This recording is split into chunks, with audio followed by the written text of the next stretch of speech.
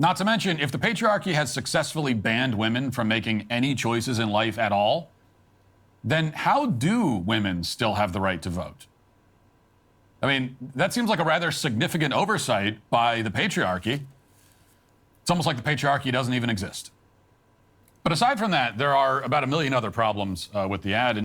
And hello, everybody. How are you today? This is Matt Walsh talking about probably one of the worst campaign ads ever by the Democrats. And it can only come from the Democrats. They are about as anti-family as you can get.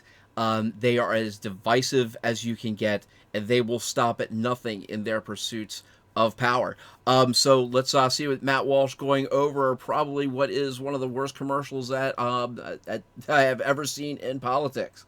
One of the most agonizing sights in politics is watching Democrats trying to ape the motions of normal, everyday people. We've talked about this a lot recently. Tim Walz tried to play a video game, a football video game, and go hunting only to demonstrate that he doesn't know what a pick six is or how to load his own shotgun.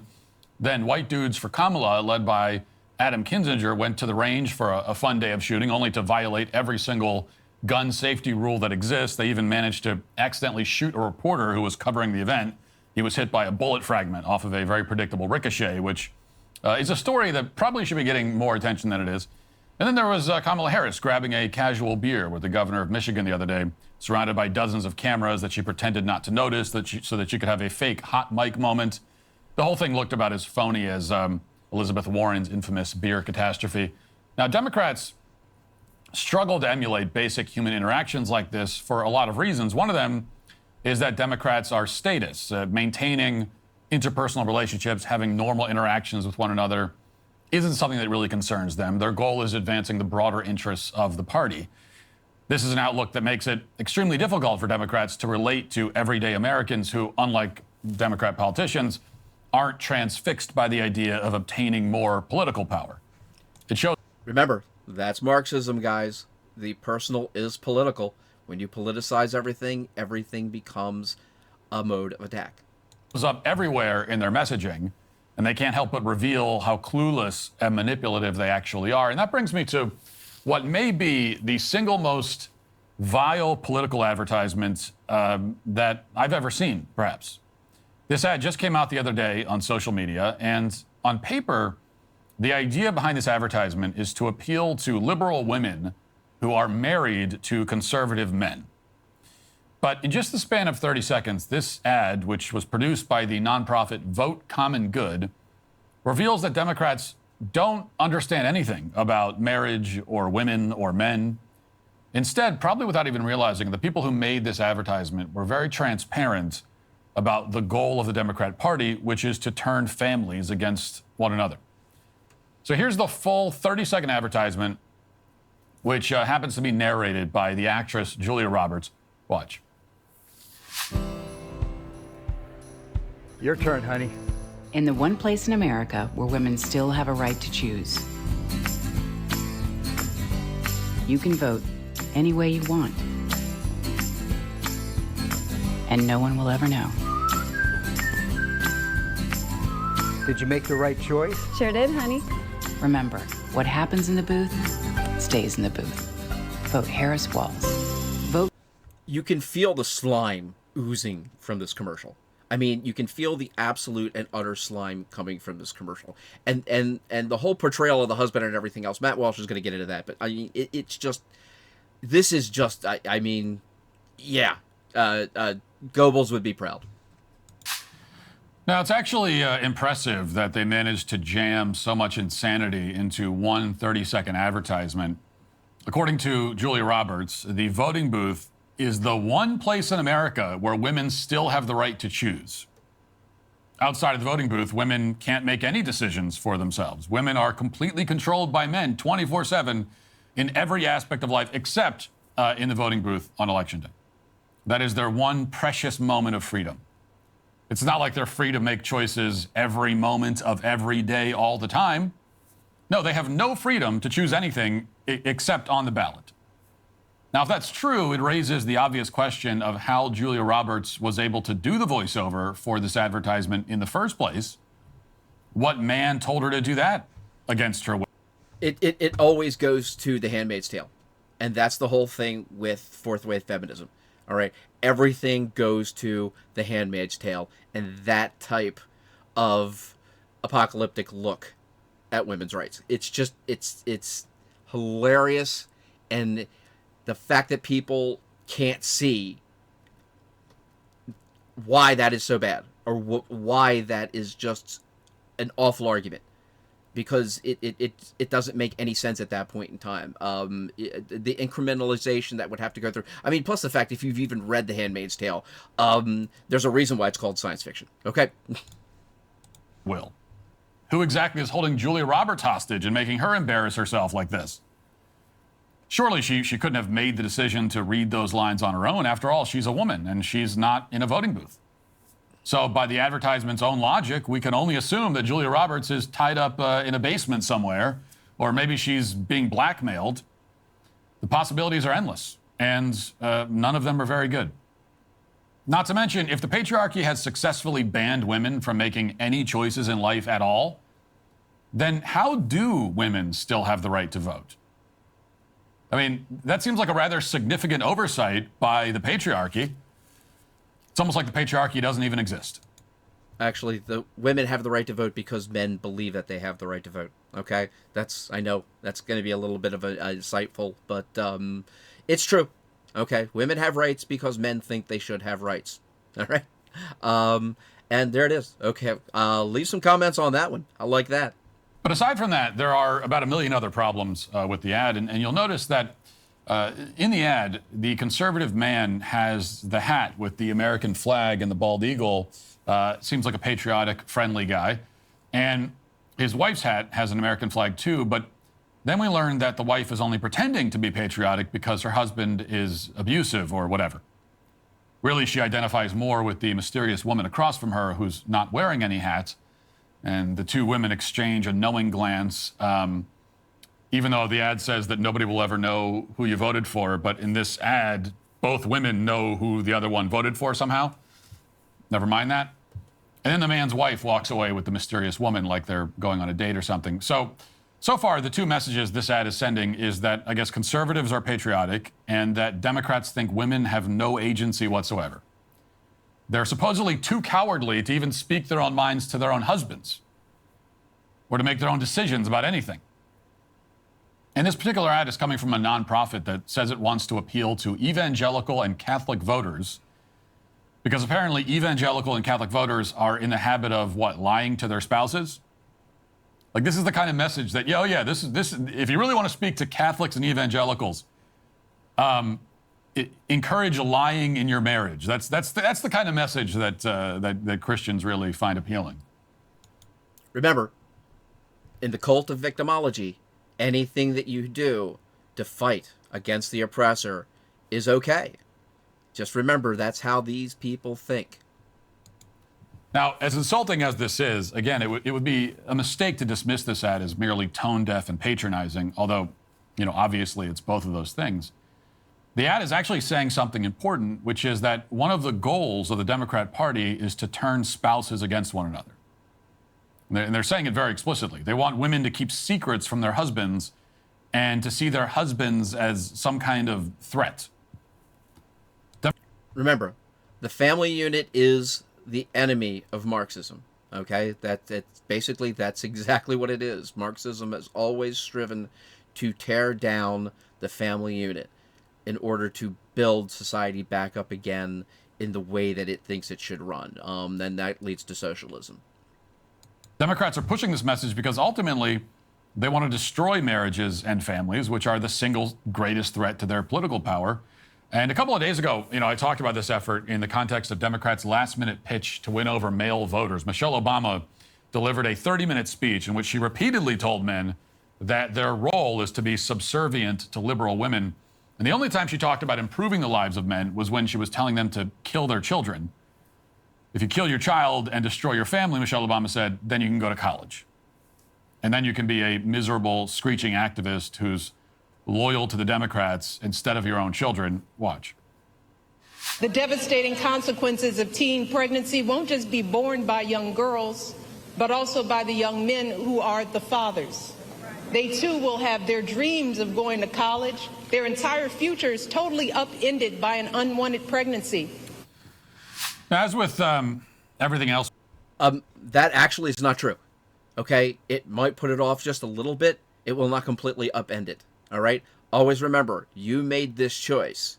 You made a choice to bring a human being into this world. Therefore, that choice now supersedes anything that you wanted to do beforehand. That's life. Okay, that's what responsibility is. All right, and I really wish when I was that age, I had somebody tell me, dude, it just puts it off a little bit. It doesn't. It really. It makes it hard, but you can still do it, and it's true. Many people have done it. So please don't ever think that. I really wish I had gotten this information when I was younger. we hear from prominent figures in the Democrat Party, nothing exists in isolation. It's all part of a broader collective message. Every single agent of the party has to push the same exact script at all times. Michelle Obama didn't come up with her anti-family message any more than that nonprofit came up with its anti-family message. They're all working in concert to push the same rhetoric that ultimately leads to the enactment of policies like this one in California. Watch. Newsom has signed a bill that would ban school districts from notifying parents about a student's gender identity. That means school districts will have to remove policies that require parents to be informed if their child identifies as transgender. The passage of the bill comes after several districts across the state put similar notification policies in place without the student's consent. Staff can no longer be forced to disclose a student's sexual orientation, gender identity, or gender expression. Again, this is how Marxism works. It works around the edges. It gets within the cracks. It finds a way to fight and drive apart a society at its very base. All right? And the family unit is the very basis of our society. It's the very basis of Western culture. And you can actually catalog when all these cultures actually, or past cultures actually started to crumble. It's when the family unit started to fragment. The Marxists know this, and this is why they're working on this. This way, this is just, and he seems innocuous. Okay, basically it just seems like, oh yeah, well, I mean, this is just helping people. It's not. What it's doing is it's exacerbating a problem, one, because it's completely and utterly forgetting that this is a mental problem more than it is anything else.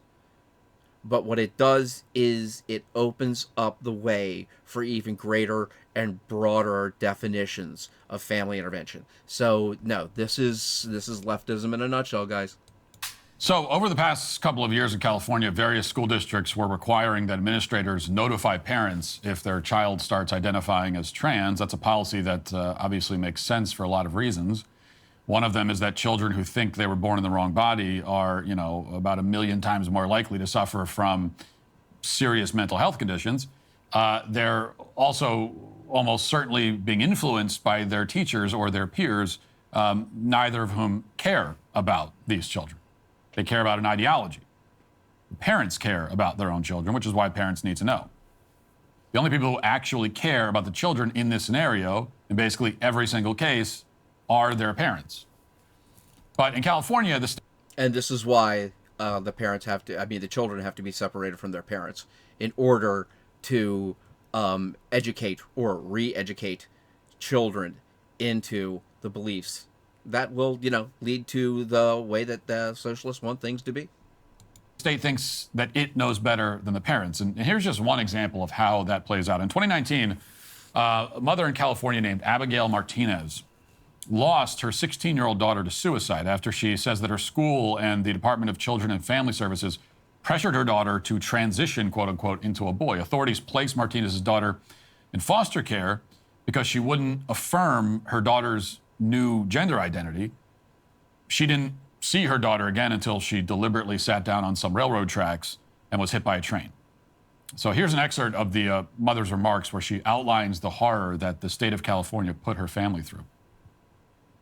In 7th grade, by the end of 7th grade, 8th grade, she's starting to show those signs of depression. I seek for help. I talk to the school so they can keep an eye on her. They did it at middle school when she turned, when she started high school, is when everything, the doors opened to what she was talking about, it like transgender, going to meetings, going to all the support that they think that they have for these children, which is not. The school psychology and the LGBT was told DCFS that my daughter will be better off out of the house. And they did. They did. They took away my daughter when she was 16 years old. I tried my best to get her back, going to court every single month. I never missed a court date because I want my daughter back. But yes, it was my daughter who they were picking, their pieces out of the tree.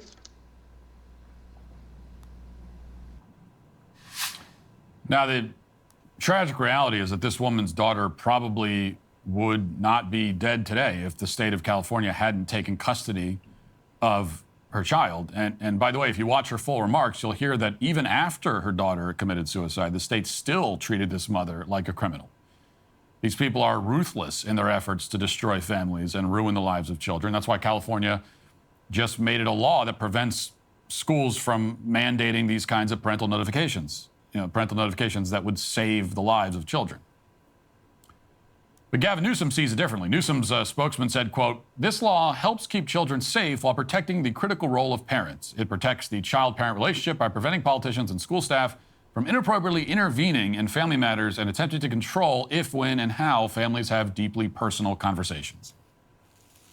So if you're following the doublespeak, the state of California is protecting the child-parent relationship by making it easier for schools to hide critical information from parents about the mental state of their children. The road to hell is paved with good intentions, and evil knows this, and believe me, they've set up road signs.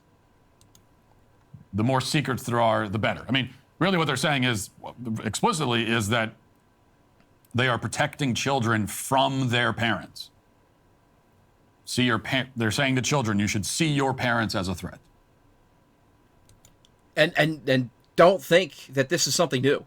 Believe me, I know many people who have this exact same mindset.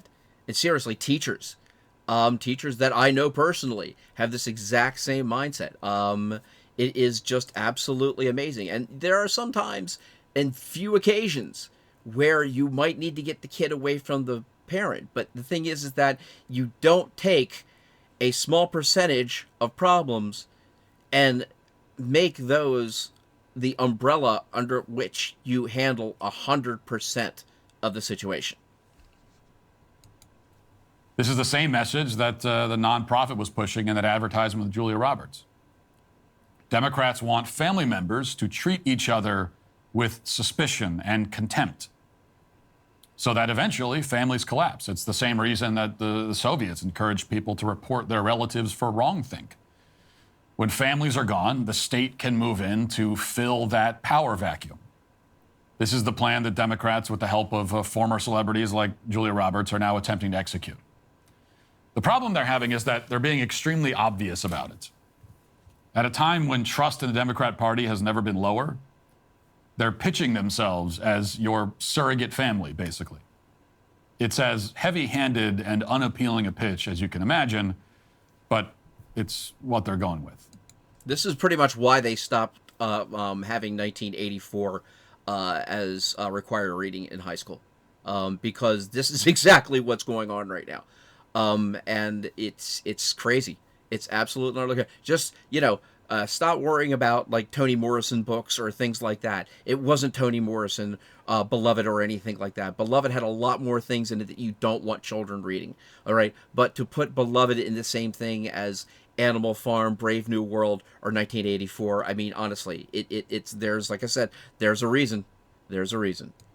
And in less than a week, we'll find out exactly how well that pitch works out for them. And there you have it, folks. That is Matt Walsh on one of the latest commercials to come out from the dedicated Democratic Party.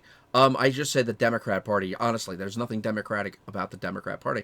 And it's basically there, and it shows the left's desire to break up marriages, to cause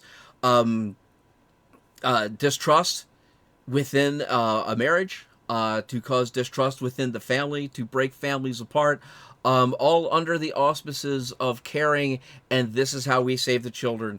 And that is, unfortunately, insidious evil. So, guys, leave me some comments. What do you think about this? Honestly, the one thing that happened after Biden was put in office, let's just say, they played their hand. And this is why it is so ham-fisted in the way that Matt Walsh did bring up. So, guys, like I said, give me some comments, like, share. Do bring in those subscriptions. I'm looking for a lot of them by the end of November. So thank you very much, guys. Later.